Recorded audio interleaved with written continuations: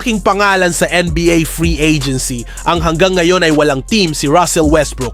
Oo, yung dating MVP, 9-time All-Star at isa sa pinaka-explosive na point guard sa kasaysayan ng liga.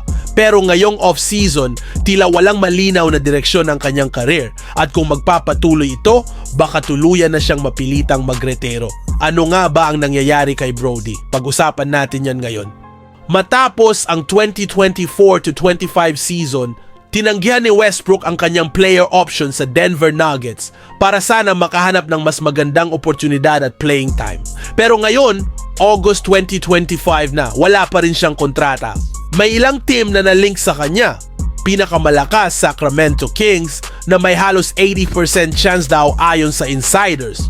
Bukod doon, may konting interest mula sa Milwaukee Bucks at minsan na ring ang pangalan niya sa New York Knicks. Pero mukhang malabo na ito ngayon dahil kumpleto na ang guard rotation nila. Bakit walang kumukuha sa kanya? Unang dahilan, age and decline. 36 years old na si Russ at hindi na kasing explosive ng dati. Pangalawa, playing style. Ball dominant pa rin siya at maraming contender ngayon ang naghahanap ng mas spot-up shooters o role players. Pangatlo, contract expectations. Kahit willing siyang mag-sign ng mas mababa, baka iniisip ng ibang teams na mas malaki pa rin ang demands niya kumpara sa value na maibibigay niya ngayon. Posibleng retirement?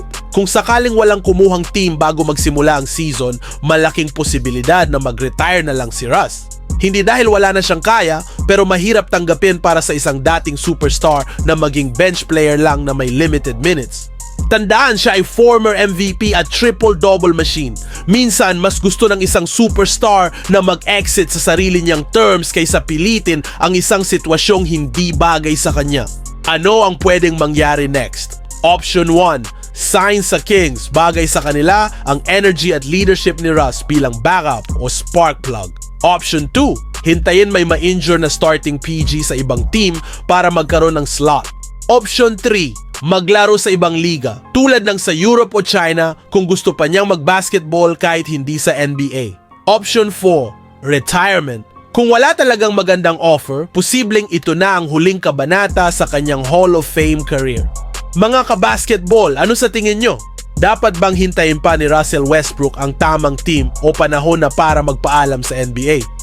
Comment nyo sa baba at pag-usapan natin. At syempre, huwag kalimutang i-like, i-share at i-subscribe para updated kayo sa lahat ng NBA balita at analysis. Hanggang sa susunod na Fast Break News. Peace out!